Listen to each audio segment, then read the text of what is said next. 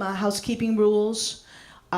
This is about the artist, and what we're going to do is we're going to have two parts. The first part, who was that? Another artist. Okay, another artist. Could you come forward, please? Yeah, the first part will be the artist talk itself, and we want to have a respectful dialogue. We want the artist to feel welcome. You're gonna come forward, okay? Because this is about you, and so we're gonna allow the artists who are here to explain their work, and then we will, part two, engage in a dialogue, right? We know that the issue of the status of Puerto Rico is one that is painful for many. The fact that Hurricane Maria has unmasked the ugly head of colonialism in the way that the present administration has treated Puerto Rico, and it has also highlighted the different identifications of individuals either born on the mainland, born on the island, who have then come to the mainland, not only New York, but all throughout the states and other countries who are identified as the diaspora. Now, there's another type of diaspora, or maybe another word that anthropologists will term, such as Dr. Arlene Davila, who is here. But there are a lot of individuals born in the United States of Puerto Rican descent who are now moving back to Puerto Rico. And then we have the whole issue, another issue that perhaps we'll be able to discuss in the second part, is the whole concept of identification as a Puerto Rican. One controversial statement is that some say, well, you know what, Puerto Ricans are not Latinos. And how can you tell that a Puerto Rican that you're not a Latino? The fact is, and it has to do with status, Puerto Rico is a territory of the United States. It's not politically part of Latin America, although we may identify as such. So there's a lot to talk about. I also want to point out that politics in Puerto Rico is another sport. The percentage of voters is one of the highest, I think, in the world. For some reason, then when we migrate to the United States, then we don't participate as much. But there is a high turnout, and it's a family event. I want to highlight the fact that on these walls, there are individuals, obviously, who are against Estado Libre Asociado, the Commonwealth status. There are some who obviously want Puerto Rico to be a free and independent country, and who consider, like even the song so well known by Andrés Jiménez, La estrella de mi bandera no cabe en la americana. And they're very strict about that. And then there are also individuals whose artwork is exhibited here who believe in statehood. Right? Whether they'll come out as a statehooder is another thing, but there are statehooders exhibiting on these walls. So I just want to read something about the Jones Act that was sent by Adrian. I guess this is something that he wanted to express. For those of you who are here to learn about the history of Puerto Rico or the Puerto Rican experience, and especially for our viewing audience, once this is shown on Manhattan Neighborhood Networks, when it's shown, whenever Randy Caban gets the date, and it'll be viewed in Manhattan and across the world, actually, because it's live streamed.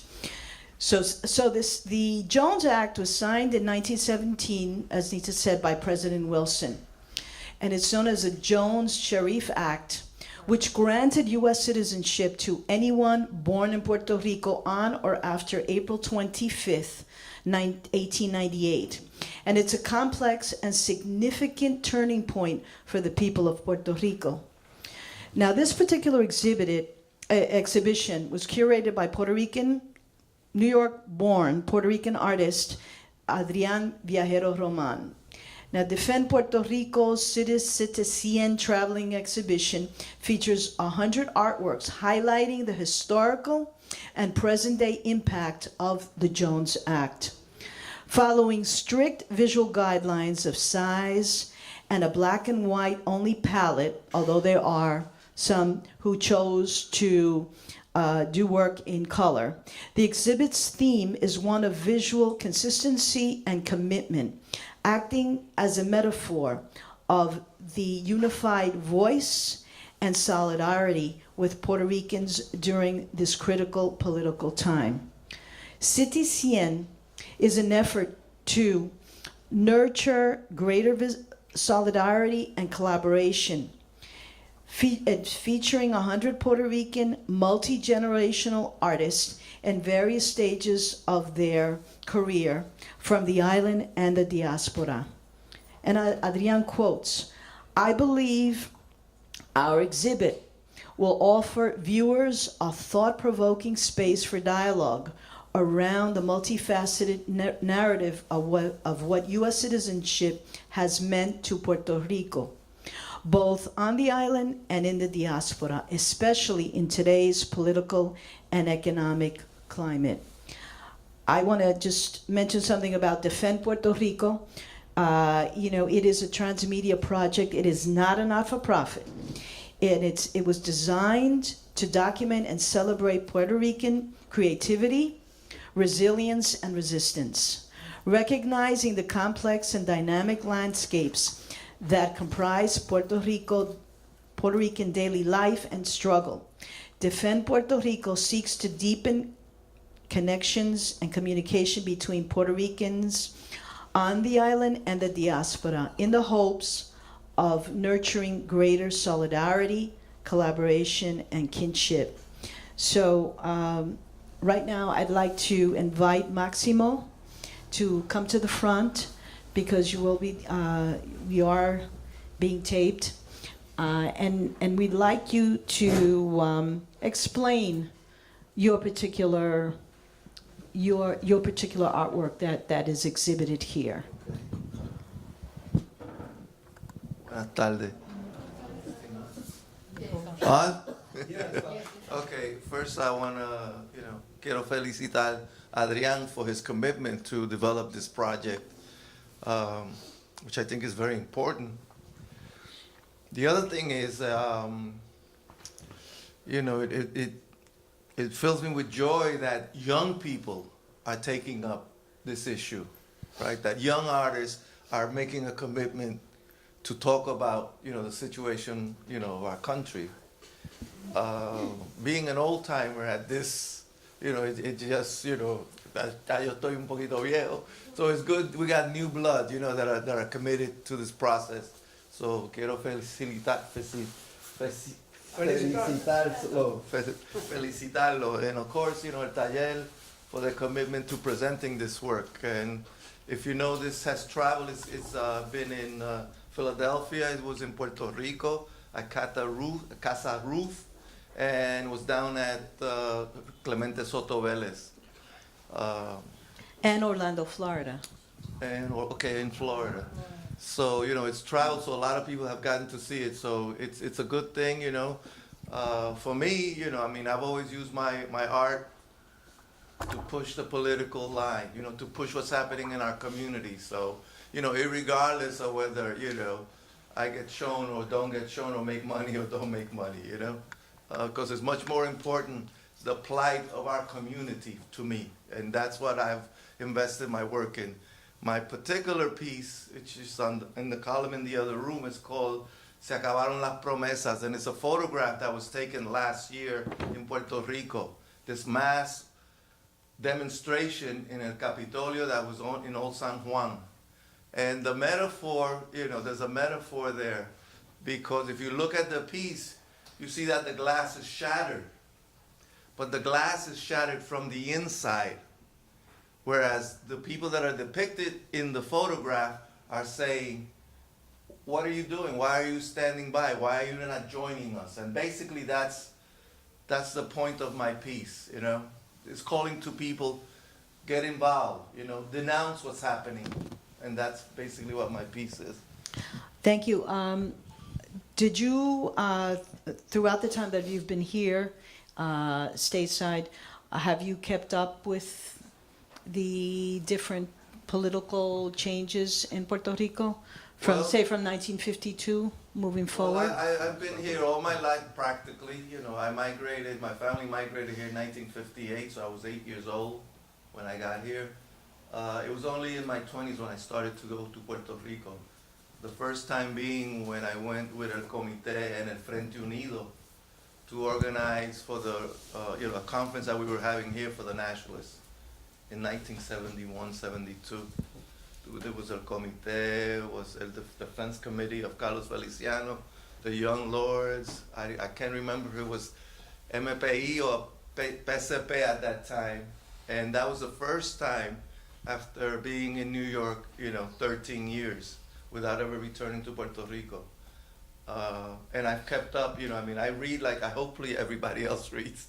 I read, and it's important to know what's happening, Yes, it's interesting that those, right now they're calling the present governor number 11, comparing him to number 45.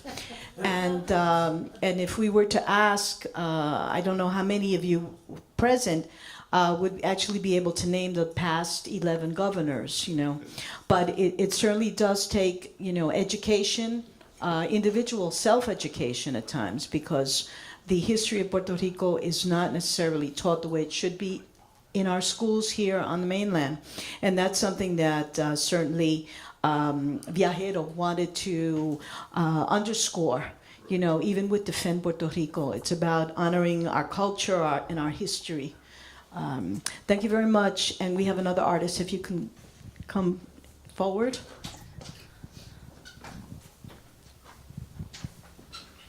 And Hello, everyone. welcome. My name is Oliver Rios. My piece talks about the 100 years of the Jones Act. I wasn't really sure what I was going to come up with because I had a very small window to come up with something. As a visual designer, graphic designer, I've documented a lot of experiences, our experiences, whether it be through music or through dance. So I had a library of photos that I had taken of a show that Aurora Flores and Danza Fiesta did. I think it was called Asalto Navideño, and it featured Yo Motoro. So I took a lot of those photos. I took a lot of photos from Puerto Rico, and I visited my dad and my brother and all my family from Quebradilla. And I wanted to kind of show how the diaspora still represents that culture, that old school flavor of us, celebrating Christmas, which is slowly dying, and at the same time, still trying to revive itself. So what I wanted to do was stay within the 12 by 12 dimensions, and then I also wanted to kind of depict the political parties in Puerto Rico. So, had to do a little research. I didn't know all of them. I have to say I'm a New Yorican, born and raised in El Barrio. I've seen the transformation of El Barrio. My dad owned the restaurant, Del Pueblo restaurant on 116th Street when it was predominantly Puerto Ricans. So I lived across the street from the Cosmo Theater. My mother was a seamstress that worked in the sweat factories down in Spring Street and also in the neighborhood.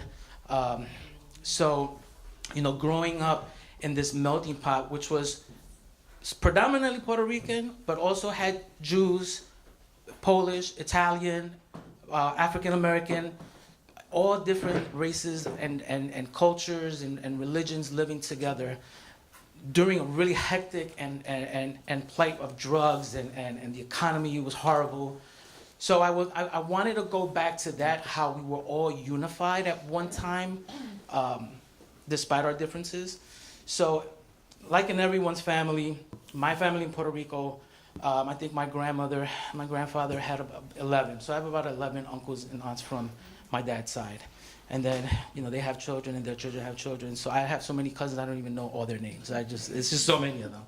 So I wanted to take their example of how they're unified. I think they kind of live, you know, like if 3 people don't live next to each other, it's kind of awkward in our family because there's like houses next to each other. You know, my grandmother's house still is there, and my dad still lives down the block, and he has his business there. So, but with that, everyone has their own political views. You know, my dad, you know, loves ese Estado Asociado because he's a business owner. So it makes more sense for him. My other uncle fought in the war, and he's seen behind the scenes of how Puerto Ricans have been treated. So he's more independent. And then the younger generation are kind of like more independent. They wanted it to become a state because it'll be a little bit more, you know, economically easier. I don't know what that means, but, you know, for them. So I wanted to kind of like unify all the political parties. It could be depicted as a parade or a march, but it's pretty much my take on my family and how everyone's views are different on how the status is. Me personally, as much as I would love to comment on the status of Puerto Rico, I don't live in Puerto Rico, so I wouldn't want to put my views on there as far as what I think. I think the people that are being affected directly, that actually live on the island, has to make that decision. I would support it be a free, because I think there's no better way to depict your future as you doing it on your own terms. So I kind of like that. Would it be a struggle? Would it be hard? Of course, just like everything. But I think, you know, as long as we're under the realm of the United States, we're just going to have to do their bidding and do whatever it is that the United States wants Puerto Ricans and the islands to do, which could be a good thing if they had their best interests. But as long as we've been under the control of the United States, it's been a love-hate relationship on both sides, you know. And not to take anything away from the United States, because I think the United States is great doing what they do as far as how they help. I was very disappointed this you know, catastrophe that happened in the island. It didn't surprise me because of the history that we've had in the relationship. But I think that with everything that comes, has to have a lesson to it. And I think that by this happening to the island, it enforces us to be more united, the diaspora and the islanders together. I mean, I know a lot of people on the, in the States have told a lot of people in the island, oh, listen, you know, you don't know how it is. And they're like, oh, yeah, but you don't, you know, ustedes son de allá, you know, ustedes no saben cómo está aquí. So I think that this exhibit, the reason why I wanted to be part of it, was to have that real connection, that real dialogue. Not on Facebook, not, you know, in the internet, because eso se pierde. Take it back to the grassroots, to be together, to unify us, to have that energy, to have that, you know, that one-on-one. Coño, say, ¿por qué tú pintaste eso? You know, what's the significance of that? And then just start having the dialogue. And I think that that's one of the reasons why I wanted to be part of the CTCN. And just to be part of some really, really great artists, just to be, you know, just to start that renaissance of Puerto Rican artists again, and just, you know, just really taking it by the horns and going with it. That's my piece. Thank you. And so Nitza Tufino is another artist, and it just so happens that your artwork is right behind I was you. gonna pass it over to Is there Luis. another artist? Luis Cordero is here. Oh, Luis Cordero. Luis Cordero, you wanna Okay. come forward, please? Hey, Luis, thank you. Sorry. It's called colonialism. No, his. Yeah, he didn't mention which is. What's your piece? Thank you. Your piece? My piece Yeah. is the last one on the last wall. It's by 2 pieces, yeah. It says 100 years. Thank you. Sí, muchas gracias, Ronnie and Nitza. It's a pleasure to be here. Sorry, I just got here. I'm coming up from Yonkers, so it's a little bit of a trip. Pero ya, a mí me encantó la idea de participar aquí en esta exhibición con tantos artistas. Nuestra comunidad está compuesta de tanta gente con diferentes puntos de vista, diferentes backgrounds and stuff. Pero this brings us all together in the sense that, you know, we are sharing how we view Puerto Rico, especially now after the hurricane and after the Promesa bill, after a whole lot of things that have happened that have had the a consequence, in many cases, the positive consequence of desenmascarando la relación entre Puerto Rico y los Estados Unidos. Unlike my brother here, I don't have a positive view of the U.S. I've studied history, so I know the United States doesn't do anything out of the goodness of their heart. It just doesn't happen. Neither does anybody else. And we have to, on our own, we have to stand and we have to decide and come to agreements between us as to what is good for us and what we're going to do and how we're going to get it, how we're going to relate to other people and so on and so forth. And we're not going to do it under the auspices or control of another country. It's just the way it is. Pero yeah, esta exhibición brings us all together, sharing our points of view. My piece, I call it Can of Colonialism, basically taking from Andy Warhol and turning it around a little bit. From everybody. But it worked, you know, it got the message. The message is that Puerto Rico es una colonia, and las cosas que han pasado aquí, pues, es una colonia y eso es parte del capitalismo y el imperialismo. That's basically what it comes down to. And, you know, that's my piece. Thank you very much. And your piece is located where for? It's in the gallery over in the And back. you'll see it. It Yeah. looks like from a distance. It looks Campbell like a Street, can of soup. Yeah. Colonial soup. Are there any other artists in the exhibit who have just arrived? No? Okay, then we'll continue with Nitza and Marcos. Nitza Tufiño's piece is right behind her. Well, born in Mexico, naturalized, or I was a made American citizen. My mother was Mexican, my father was Puerto Rican, Boricua. So they got married and they brought me to New York first, and then I ended up in Puerto Rico with my whole family.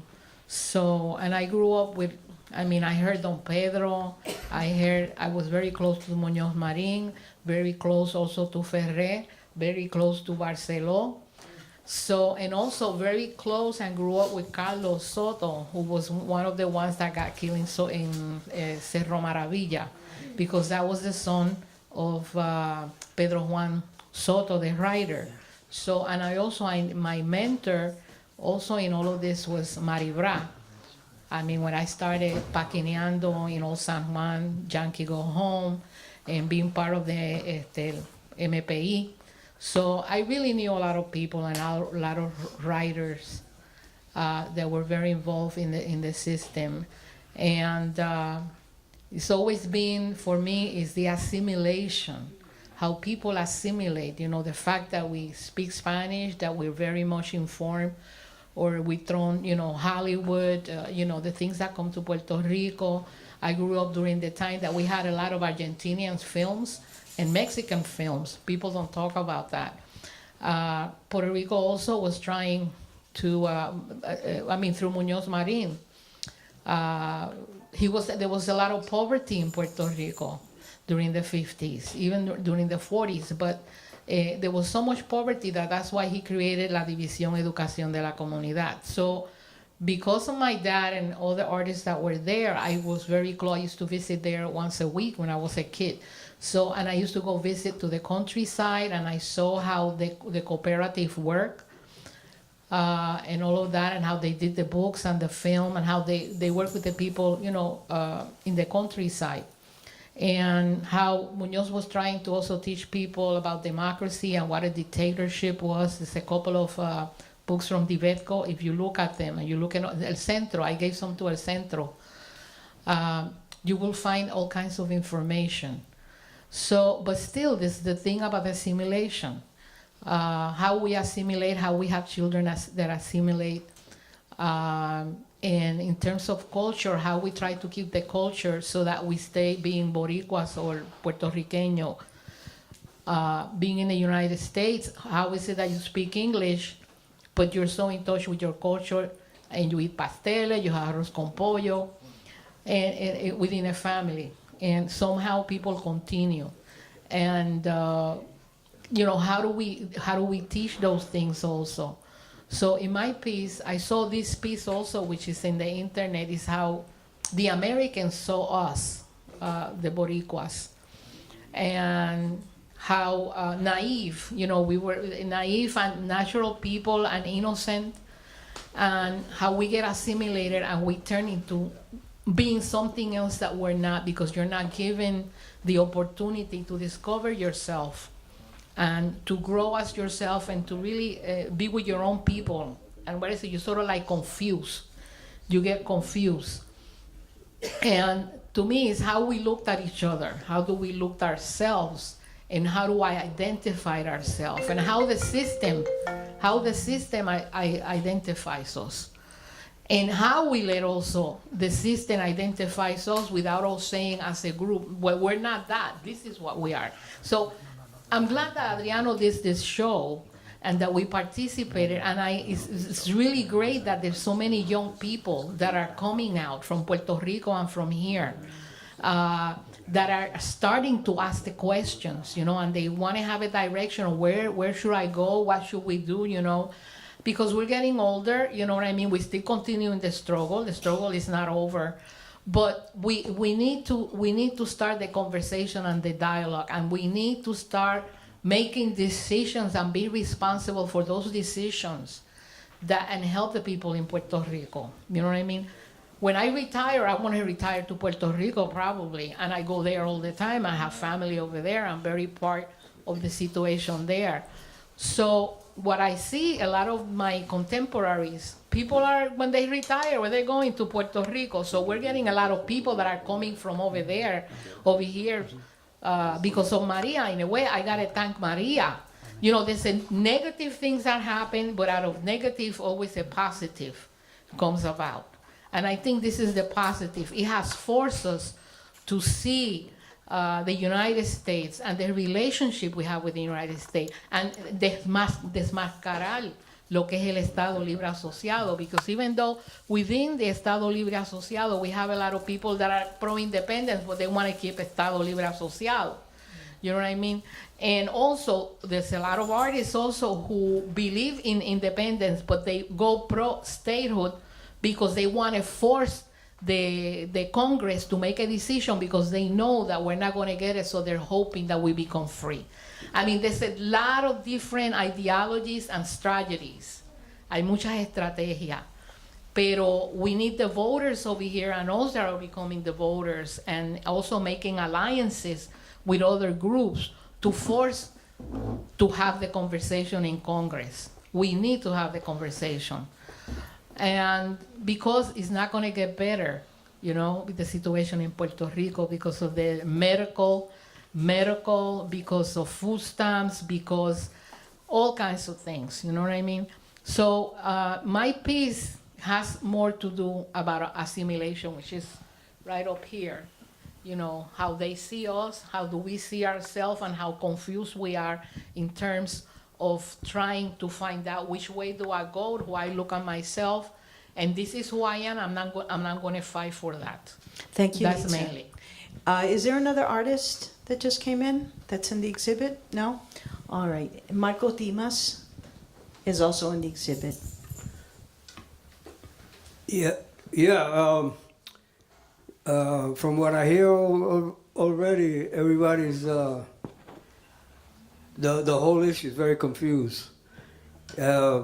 My piece deals with that. It deals with sarcasm and symbolism, and my piece is in the other gallery, and it's it's written Fiesta Island for sale. Fiesta Island for sale. Entonces, arriba tiene una chapita que dice "Somos libres de verdad," which is like one of the chants from one of the songs by what's his name? Anyway, one of the salsa songs here in the United States. Somos libres de verdad. Entonces,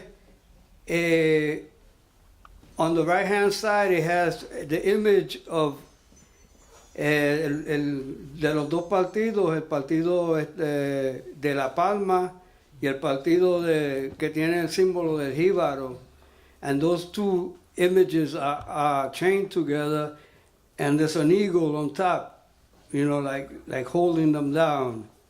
So basically, you know, whatever party you're with is dominated by the eagle, and the eagle represents the United States.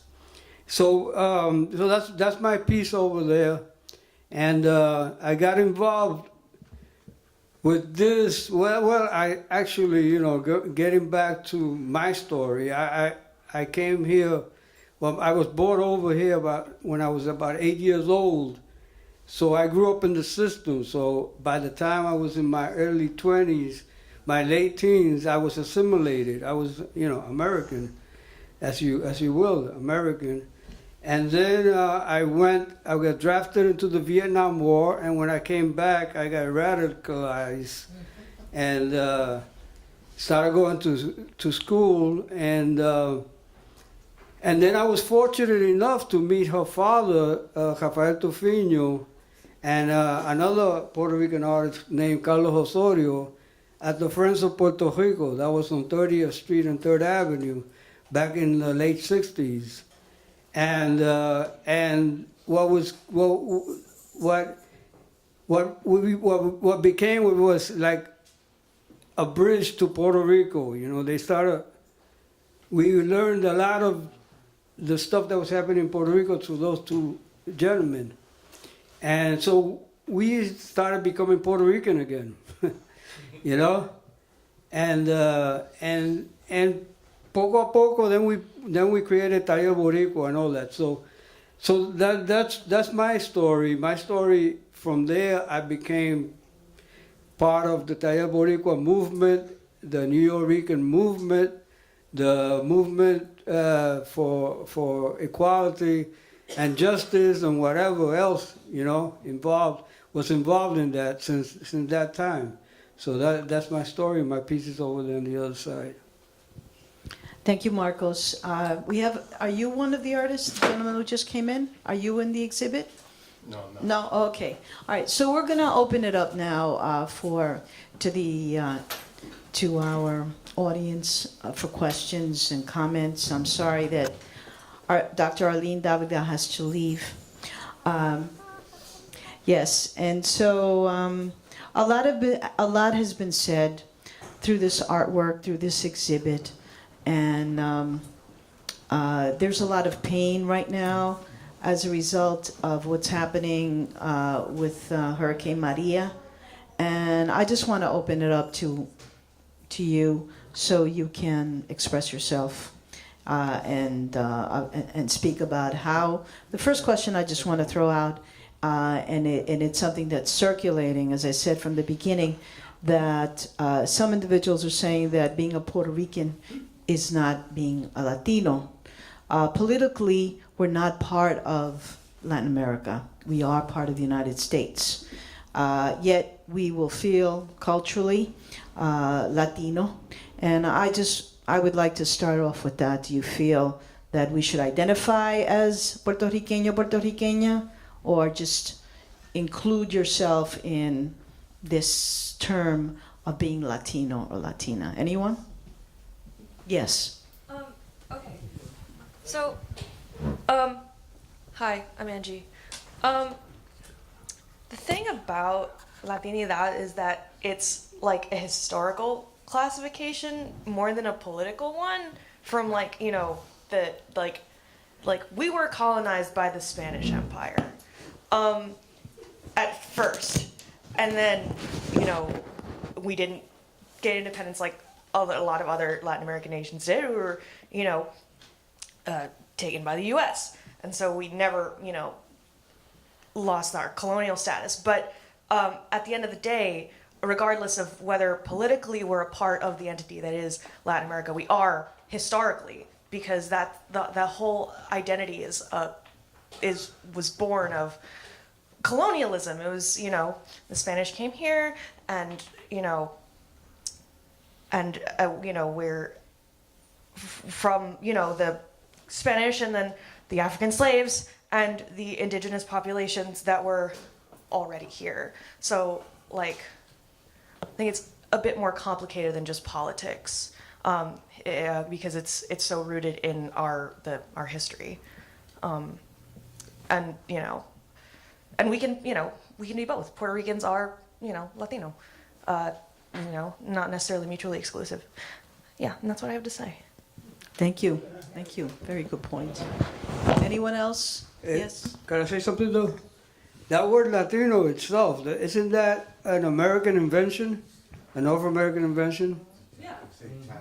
It's really, it's really loaded. Like the idea of, America or American. Like technically, all of it is America, So, The whole continent. yeah, not just the United States. So, the idea of Latin America as an identifier for a colonized people is kind of oxymoronic, but it's, what we have. And I think that, like, at this point, it's, been kind of reclaimed from its, linguistic roots. Like, it has less to do with, like, being Latin and more with being Latino. Right, because Latin it's from Latin, from Right. the three Romance languages, which Right. are Italian, French, and Spanish. Right. That's where Latin comes from. Yeah. It's European. It's European. It's Yeah. not even about this continent. No. It's European. Yeah. Yeah, that's why it's so complex. Buenas tardes, good afternoon. My name is Bobby.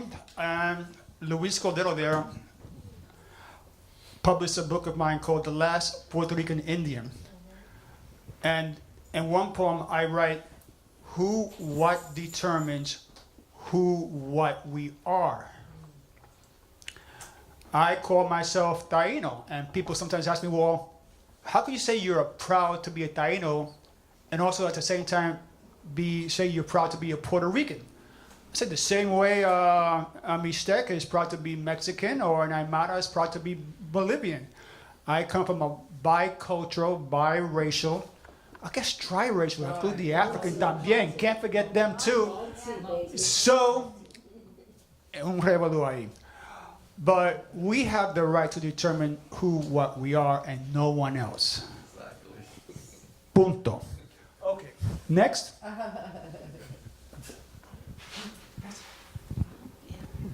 Yeah, I don't usually speak at these things, but I want to say something. Some ways really happens, and that's what I think is so unique about us as Puerto Ricans, that I feel like my dilemma from the time I was little, like, who am I? Where do I fit in? Am I Puerto Rican? Am I American? Am I Latino? What is American? It's still the same. It's still fresh. I mean, we're still kind of in that same incubator. We're still like rehashing the same conversation that's on the walls. And I think that it's critical that we, that the race situation, which of course I think is the race of the future, and in the future we're all going to be, if we're lucky, we'll all be Puerto Rican. But, that's just a conversation. Hi, my name is Debbie Quinones, and one of the things that keeps coming to my mind was when I traveled, and I was very fortunate to go to China with Yolanda Sanchez and Alice Cardona, and it was a group of Puerto Rican women, and it was called From El Barrio to Beijing and Back, an intergenerational experience. And they had tents, and they had Latin America and the Caribbean tent. And when I walked in, there wasn't a table for Puerto Rico. Right? And I went over to the Caribbean side, and I was like, hey, I'm from Puerto Rico. And they were like, nope, you go to the Latin American side. And then I went, hey, I'm from Puerto Rico. And they're like, nope, you're a Yankee Latina, you're from the Caribbean. So I was so upset that I literally took out a napkin and I wrote Puerto Rico, and I threw it on the floor, and I just stood there and I said, coño, I'm here, I'm presente, and wherever I stand, I'm Puerto Rican. And I think that was a turning point for me, because it it was important that wherever I stood, I was Puerto Rican. And I think that now what we find is there's this dialogue that's going to move forward that is going to be pre-Puerto Rican Maria and post-Puerto Rican Maria. You know, and how we're going to define that and determine what that means requires that we challenge the status quo, but we also identify or take the time to re-identify what that means. And what I would like to propose is that there be a second round of this opportunity to participate in something like this because, you know, I do the Coquito Masters, which started out as a goof in my house, you know, making coquito. But now it's even more important to me because I'm thinking about what's the status of the food of Puerto Rico, what's the status of the agricultural infrastructure, and you know, what does coquito really mean, you know, and how does it represent imperialism by its very ingredients, you know, and how we transform that into a resilient experience. So I think moving forward, we have to have more dialogue. We have to reinvent what the terminology is. And then we also have to create places that stay.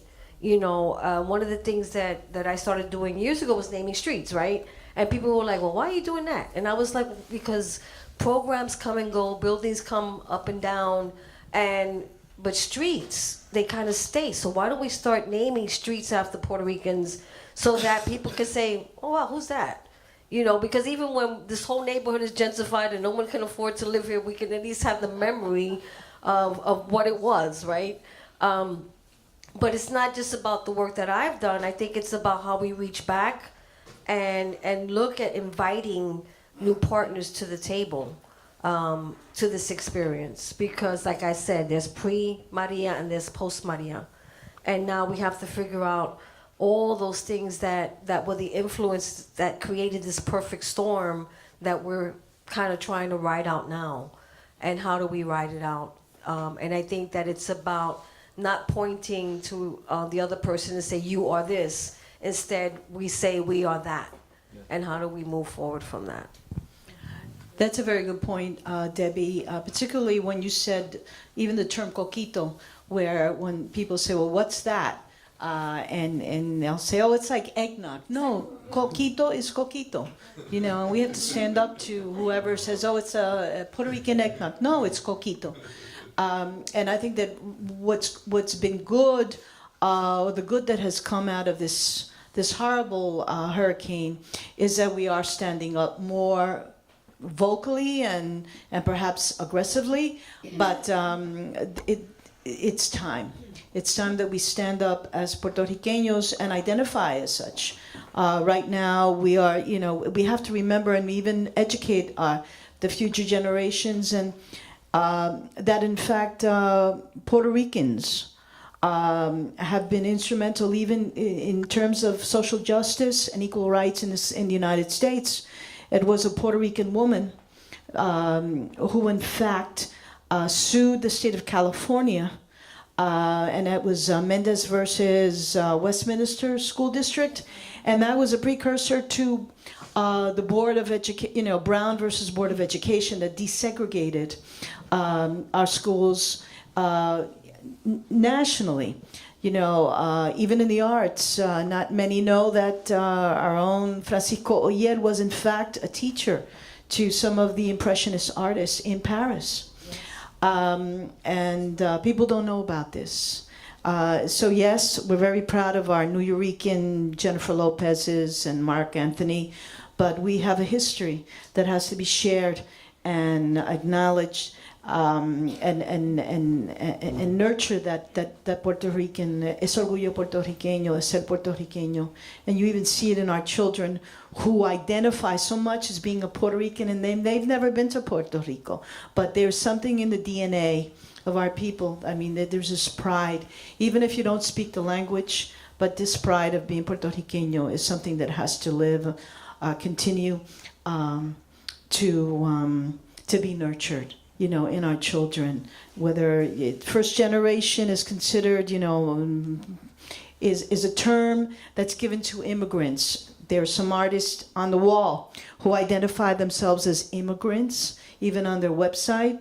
I don't understand that, why they identify as immigrant, but because in fact, because of the status, when we move from Puerto Rico to Wisconsin, or we move from New York to New Jersey, we're migrating. I mean, because we have that ability, and now we're also asked, to assist with this immigration problem that everyone's talking about with respect to DACA.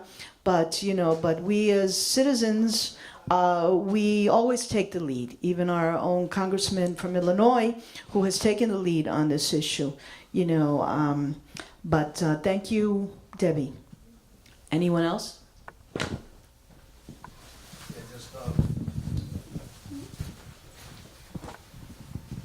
Just briefly following up on that, I mean, I think now more than ever we have to be clear about who we are, what our history is, where we come from, who we want to be.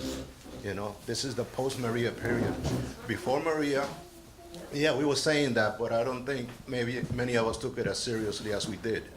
A lot of others did, however, And for example, in the political field, Ana said about the United Nations Comité for Puerto Rico. 32 años, 32 years, the United Nations Special Committee on Decolonization has condemned the United States for its relationship, pero no se ha hecho nada. How many more times are they going to have to condemn the United States before we do something? La gente de Puerto Rico y la gente de aquí, they have to take this particular field, the international field arena.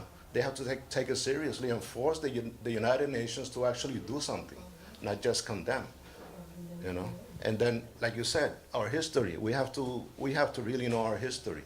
I didn't know that about Francisco Oyer. I knew he was a painter, a great painter, pero obviamente nosotros hemos producido una jodienda de gente a través de la historia.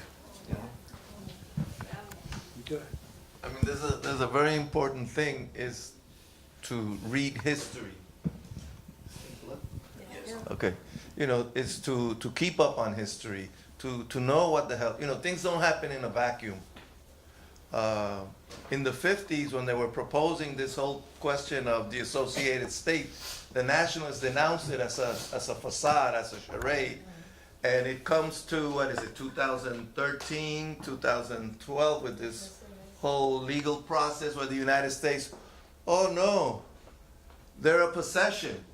We can do whatever the hell we want to do with you. So, the nationalists were right when they denounced the free associated state back in the 50s. Yeah. So it's important that we read history and not just get the stuff from the television, but books, different sources. Because we're going to be condemned to repeating the same things.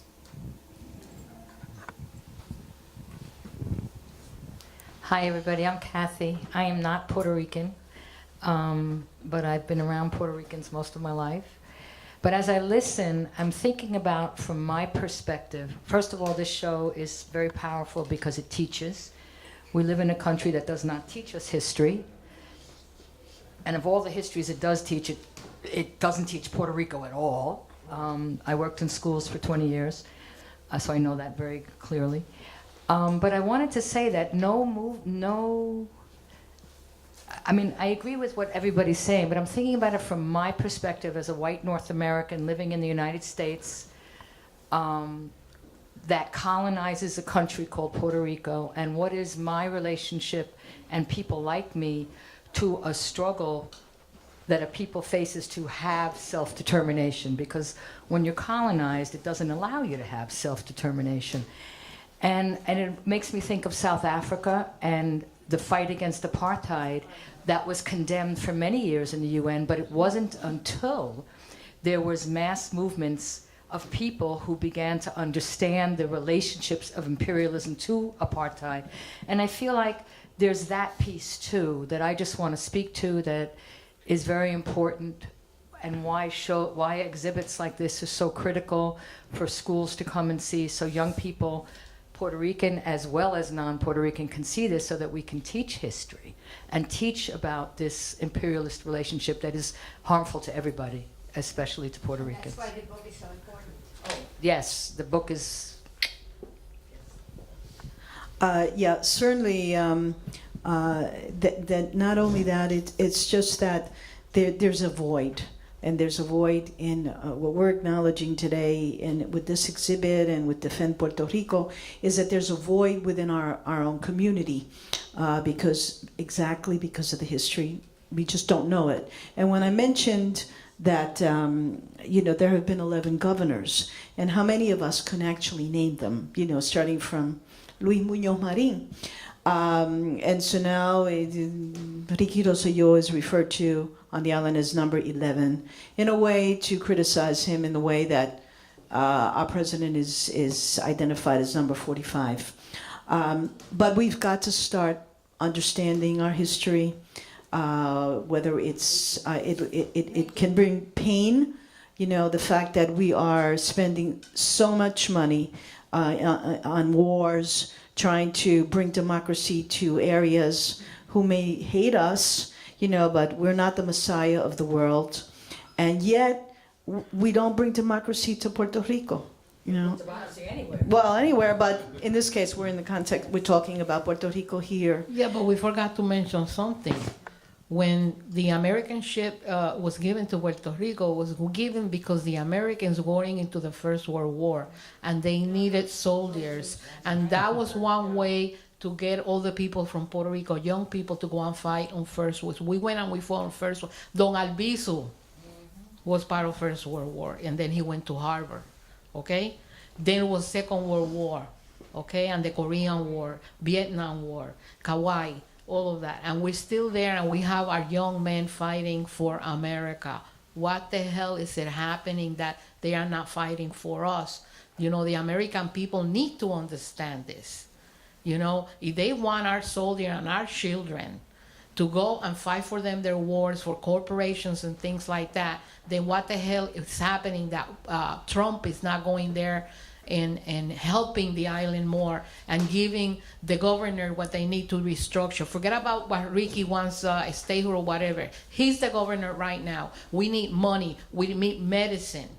We need to give people housing. So what the hell is happening? And we as voters in this country, we should make alliance with the Chicanos and everybody. And if the Chicanos don't listen to us, then why are we fighting for the dreamers? We're dreamers too. Our children are dreamers. The dreamers in Puerto Rico, they're American citizens. That's all I have to say. Pisses me off. Ditto. Check out El Boricuazo. El Boricuazo. Marcos, were you going to say something? Yeah, I was going to take off on some of that, some of the issues that are in Puerto Rico right now that we have to look at. One of the issues that's happening is people are leaving the island. Another issue that's happening, people are selling their land, So how do we fit in now? We over here, New Yorkers, whatever you want to call us, whatever, and we go to the island, as tourists, and we do the maybe a chichorreo or an exhibition here or whatever, But mainly we looked at as outsiders, or sometimes I feel like we are. And but how are we going to deal with the actual issue that's happening in Puerto Rico now? That Puerto Rico is having a turnover. People are buying lands in Puerto Rico that would have never even thought about buying lands because it's dirt cheap or whatever, So I think that's one of the things that we have to start looking at in terms of reality. If we're ever going to go back to the island, are you going to invest in the island? Are you going to take out your money and invest in the island? How are you going to go back there and contribute if that's the way to go? So besides all this stuff, we've got to look at the reality of what's happening in the island now. There's a turnover in the island right now. I haven't been there since the hurricane, but I've been here seeing hundreds of refugees coming over here to get services right here. We had the services right here, and we loaned out these galleries for them to use during the month of November and December to give out clothing to the refugees that were coming from there. You know? Now, a lot of those refugees are going to stay here.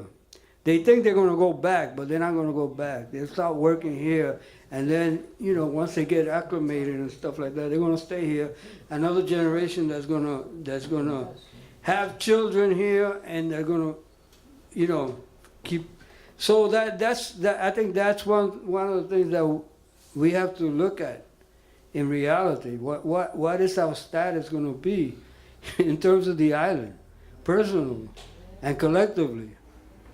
Yeah, I think it's time, but I just want to highlight. I thought he would come. His name is Luis Carle, and he has a very interesting photograph. I mean, his participation in Citi Seeing, where he actually photographed an elderly woman all by herself in white background. It's in the other gallery. And it just reflects the isolation, and I think that's what he wanted to point out, that right now Puerto Rico is in a situation where, as much as the island can feel the support, or somewhat of a support from the diaspora, but at the same time, this is a critical moment, and it's for us, all of us, to remember, as Marco said, this is a critical moment, and this is a turning point for our people, and for us to understand how we have to identify ourselves as Puerto Riqueños, Puerto Riqueñas. Thank you, and we will